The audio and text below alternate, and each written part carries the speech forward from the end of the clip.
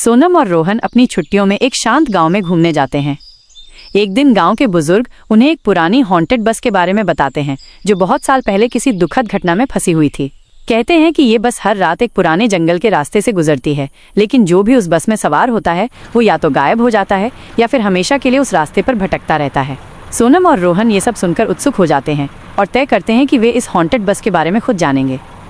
एक रात सोनम और रोहन गांव की पुरानी हॉन्टेड बस को देखते हैं जो जंगल के रास्ते पर आ रही होती है।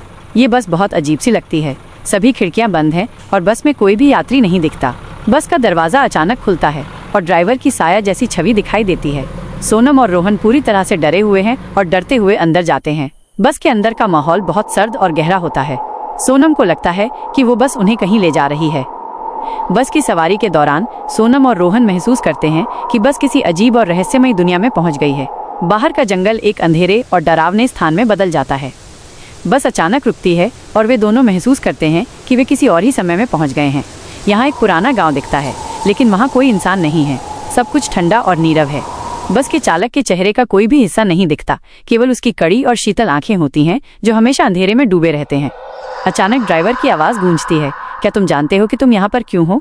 सोनम और रोहन डरते हैं और ड्राइवर के पास जाने की कोशिश करते हैं। वो उन्हें बताता है कि वो एक पुराने बस चालक की आत्मा है जो कई साल पहले एक दुर्घटना में मरा था। उस दुर्घटना के बाद से वो बस हर रात चलती है और जो भी उस बस में सवार होता है उसे वो उसी समय में फंसा लेता है। ड्राइवर उन्हें ये भी बताता है कि उसे एक श्राप का सामना करना पड़ा था और वो बस के साथ हमेशा के लिए बंधा हुआ है। वो अब कभी भी मर नहीं सकता क्योंकि उस बस के भीतर उसके साथ कई और आत्माएं भी फंसी हुई हैं। जो लोग भी उस बस की सवारी करते हैं वे भी उन आत्माओं का हिस्सा बन जाते हैं। सोनम और रोहन समझ जाते हैं कि अगर वे बस में फंसे रहे तो वे भी इस समय में हमेशा के लिए खो सकते हैं। सोनम और रोहन ड्राइवर को हराने के लिए कुछ उपाय ढूंढते हैं।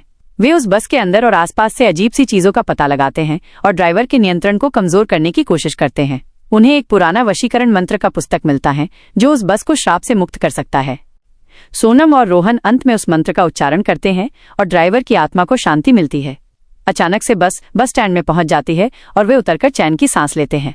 अब हॉन्टेड बस फिर कभी उस रास्ते पर नहीं आती। वे दोनों शांति से घर लौटते हैं, लेकिन वे जानते हैं कि कभी कभी हर रहस्य की एक मूल वजह होती है और कुछ चीजें हमें जितनी डरावनी लगती हैं उतनी डरावनी होती नहीं।